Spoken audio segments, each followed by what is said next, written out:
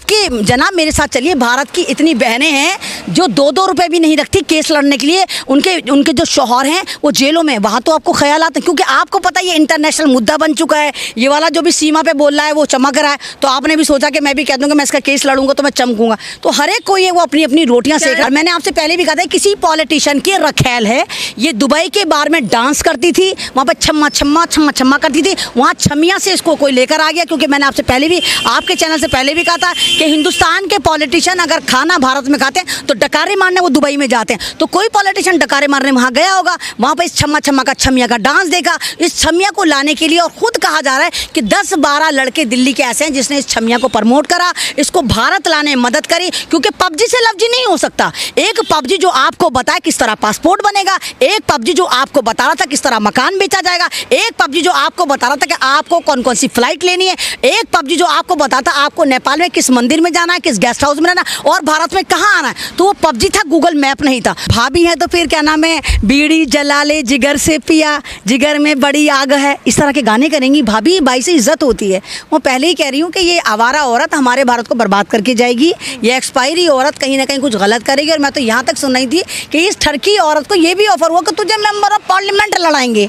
एक बात बताइए, ये तो सीधा सीधा हमारे भारत के युवाओं के ऊपर जन्नाटेदार तमाचा है। यानी हमारे भारत में कोई ऐसा, आपको देखिए, कोई एक्टिव मेंबर है ही नहीं, कोई ऐसा यूथ है ही नहीं कि जो मेंबर ऑफ पार्लियामेंट बन सके, जो पार्लियामेंट में जा सके। वहाँ के लिए भी हमें दुश्मन देश की एक्सपायरी ठरकी आवारा औरत लेनी पड़ेगी जो इलीगल तरीके से आई है। तो इससे ही पता चलता है कि देखो ये लोग कितनी गुपचुप कर रहे हैं, कितना ज़बरदस्त। ये एक तरह तो सरकार पाकिस्तान को अपना दुश्मन कहती है, दूसरी तरफ पाकिस्तान से इलीगल तरीके से जो भारत औरत आती है उसको भाभी घोषित कर दिया जाता है, विकास की चाबी सीमा भाभी बना दिया जाता है। कहा जाता है आइटम सॉन्ग देंगे, उसकी शक्ल तो ऐसी कि वो खुद एक आइटम लगती है। मतलब लगती है ना अमन जी, आइटम लगती है। आइटम का मतलब आप समझ रही हैं, आइटम का मतलब ये वाला आइटम नहीं जो प्यारा सा आइटम हो, वो खुद एक बावलेपन का नमूना लगती है। वो कहीं ना कहीं मुझे ऐसा लगता है कि उसके दिमाग में कुछ ना कुछ खलल है। आपने उसका चेहरा देखा, ऐसा लगता है कि मुहासों की फैक्ट्री है, कहीं से शक्ल अच्छी नहीं, पता नहीं कौन से कैमरे में जाकर उसकी शक्ल को प्यारा सा बना दी। मतलब पाकिस्तान को देख के तुम्हें हिरस आई। पहले तो तुमने वो रो रही थी, मेरे घर में गाने गाने हैं, मैंने यूट्यूब चैनल बनाया, क्लिक पे मेरी मदद कर लो, सचिन अकेला है, सचिन के पास खिलाया देने को नहीं है। मतलब पहले भारत सोया पड़ा था, तुम मतलब भारत की बेइज्जती कर रहे हो। जब वो दूसरी जो भागी भगोड़न, जब उसको पाकिस्तान ने इनाम इकराम दिए तो तुमने कहा ना हम मुकाबला करेंगे। एक से तो एक मुकाबला हो गया कि एक भगा के हमले गए, दूसरी भगोड़ी हमने भगवा दी। तो अब तुम मुकाबला कर रहे हो कि वहाँ पर उसको पैसे मिल रहे हैं, फ्लैट मिल रहे हैं, तो तुम इसको भी पैसे और फ्लैट दोगे। तो ये तो एक तरह से हो गया कि आप बदले की भावना में करें। पहले तुमने क्या करा, जिसको जेल मिलनी चाहिए थी, जिसको काले पानी की सजा मिलनी चाहिए थी, जिसपे पुलिस वाले राधे राधे की बेल्ट लेके दबादब घनाघन पेल के कहते बता सीमा तू है कौन, तू जासूस है, ये क्या है। आप उसको कभी कह रहे मेंबर ऑफ पार्लियामेंट बनाएंगे, कभी आप कह रहे हैं हम उसको फिल्मों में काम देंगे, कभी आप कहते हो कि हम उसको आइटम सॉन्ग करवाएंगे। तो ये भारत के युवाओं की बेइज्जती, भारत की फिल्म इंडस्ट्री की तौहीन है, भारत की पॉलिटिक्स की तौहीन है कि जिस मुल्क से आप डरावा देते हो, जो मुल्क हमारे पे लगातार आतंकवादी हमला करता है, जो मुल्क हमारे पे गर्म हवाओं का हमला करता है, जो हमारे मुल्क पर टिड्डी दल का हमला करता है, जो मुल्क हमारे महंगाई तक का जिम्मेदार होता है, हमारे मुल्क में बाढ़ बाद में आती है, पाकिस्तान पहले जिम्मेदार हो जाता है। उस मुल्क की औरत को जो इलीगल तरीके से आई और चूसे व आम को कहती है कि मेरा पति है, मेरी मोहब्बत है, मेरा ये, आप उसको कह रहे हैं कि मेंबर ऑफ पार्लियामेंट बनाएंगे। तो फिर तो ये कह दीजिएगा पाकिस्तान की जो कानून है, पाकिस्तान की जो सरकार है और भारत की जो सरकार है एक ही, दोनों पार्लियामेंट हाउस एक ही बना लो, बाघा बॉर्डर पे बना लो, आधे कैंडिडेट इधर बैठ जाएंगे एमपी, आधे इधर बैठ जाएंगे। तो तुझे भूख कैसे लगी, तू तो खुद ही कुपोषण का शिकार है। भूख तो जब लगी तेरे पास खाने को होगा। वो तो खुद कुपोषण का शिकार है। चूसा व आम, अमचूर पाउडर, क्या क्या वो चूचू को मुरब्बा, क्या नहीं है वो। उसकी शक्ल तो ऐसी है कि मैं बताऊँ कि अंधी भी उसको अगर हाथ से गिरेंगे तो ऐसे करके बोले, मतलब आंखों वाली तो उसको देख ही नहीं सकती, अंधी भी उसको डिसऑन कर दे। तो ये तमाम के तमाम ड्रामेबाजी है, भारत के मुद्दों से भटकाने के लिए बाकायदा इस औरत को लेकर आए हैं और इस पर कोई कार्रवाई नहीं हो रही। और दूसरी तरफ आप देखिए नूह मेवात में जहाँ पर दंगे भड़क रहे हैं, वहाँ पर ये कहा जा रहा है कि मुल्लों को पाकिस्तान भेजेंगे। अरे पाकिस्तान तो तुम्हारा समझाना हो गया, तो वहाँ से भाभी लेकर आ रहे हो, तुम सीमा भाभी नाराज नहीं हो जाएंगी? उनके मैके को तुम गालियाँ दे रहे हो, उनके मैके को तुम मारने की बात करो, तमाम लोगों के यहाँ जाने की बात करो। तो कहीं ना कहीं समझ में आता है कि दोगले दो मुहैया सांप है। एक तरफ तो पाकिस्तान की ठरकी आवारा औरत को लेकर आके कहते हैं कि विकास की चाबी सीमा भाभी, हमारी भाभी, तुम्हारी भाभी, सबकी भाभी, और दूसरी तरफ तुम मुसलमानों को कहते हो जाओ पाकिस्तान जा, मुल्ली पाकिस्तान जा, ये पाकिस्तान जा, वो पाकिस्तान जा।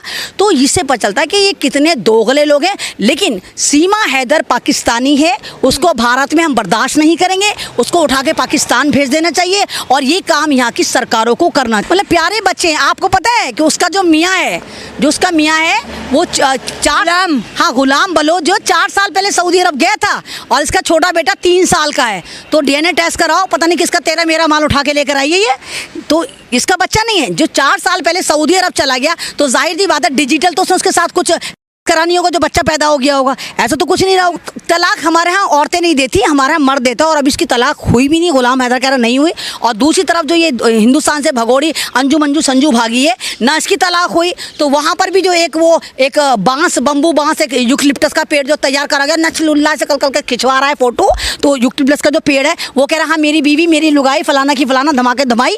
तो वो जो ड्रामेबाजी कर रहा है, जब यहाँ पर उस रीति रिवाज से तलाक हुई नहीं है तो वो तेरी बीवी कैसे हो सकती है। बिल्कुल जो लोग उसको संस्कारी बता रहे हैं ना, तो उनका आपको समझ में आ जाएगा कि वो कितने संस्कारी रहे होंगे। हिंदू रीति रिवाज में जब कोई एक औरत शादी करती है तो जन्मों जन्मों का रिश्ता होता है, 7 जन्म का रिश्ता होता है। ऐसे ही मुस्लिम समाज में जब तक आप तलाक नहीं ले जाते दूसरा रिश्ता आपके लिए हराम होता है। तो ये कौन सा संस्कार है, वो हराम कर रही है। और ये जो क्या नाम है चूसा बाम है, ये देश के हित में मतलब एक गद्दारी कर रहा है। एक औरत जो इलीगल तरीके से आती है आप उसको संस्कारी बता रहे हैं। पैर छूने से संस्कारी हो जाता है। तो तमाम जो ये आतंकवादी हैं ये पैर छूने शुरू कर देते हैं, तो ये तमाम जितने भक्त हैं इनको संस्कारी घोषित कर दें।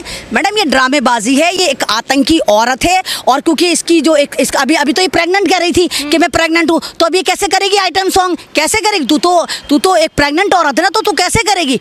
बच्चा कब पैदा करेगी तू, है ना, कैसे करेगी? एक प्रेग्नेंट औरत तो नहीं कर सकती। अब मैं प्रधानमंत्री की पोस्ट पर बैठूंगी, तो ये तो ऐसे लोग हैं जिनको प्रधानमंत्री बनाया जा सकता है। मुझे तो लगता है कि इसको ये मोदी की सीट पर लाकर बिठा देंगे और वाकई इससे पाकिस्तान हिंदुस्तान के जो रिश्ते हैं भक्तों की नज़रें बहुत अच्छे होंगे, क्योंकि इनको यही डिजर्व करता है कि पाकिस्तान की एक जासूस औरत, एक मक्कार औरत, एक इलीगल तरीके से भारत में आई हुई औरत, जिसके पास सिम के कट्टे हैं, जिसके पास मोबाइलों के अंबार हैं, जिसके पास तमाम जासूसी के सबूत हैं, उसके बावजूद उसको भारत के कुछ लोग कह रहे हैं हम इसको इलेक्शन जितवाएंगे। एक बड़ा वकील कह रहा है मैं इसका इलेक्शन लड़ूंगा। अंजू मंजू संजू का तो इलेक्शन लड़ेंगे नहीं। भारत की जनाब मेरे साथ चलिए, भारत की इतनी बहनें हैं जो 2-2 रुपए भी नहीं रखती केस लड़ने के लिए। उनके जो शौहर हैं वो जेलों में, वहाँ तो आपको ख्याल आते हैं, क्योंकि आपको पता है ये इंटरनेशनल मुद्दा बन चुका है। ये वाला जो भी सीमा पे बोल रहा है वो चमक रहा है, तो आपने भी सोचा कि मैं भी कह दूंगा मैं इसका केस लड़ूंगा तो मैं चमकूंगा। तो हर एक कोई है वो अपनी अपनी रोटियां सेक, वो ठरक के लिए लड़ रहा है। मैंने कहा ना सीमा हैदर ने 5वां बच्चा अडॉप्ट करा है, 4 बच्चे वो उठा के ले गए तेरे मेरे, 5वां बच्चा ये जो चूसा वाम इसने लिया है। और मैंने आपसे पहले भी कहा था किसी पॉलिटिशियन की रखेल है।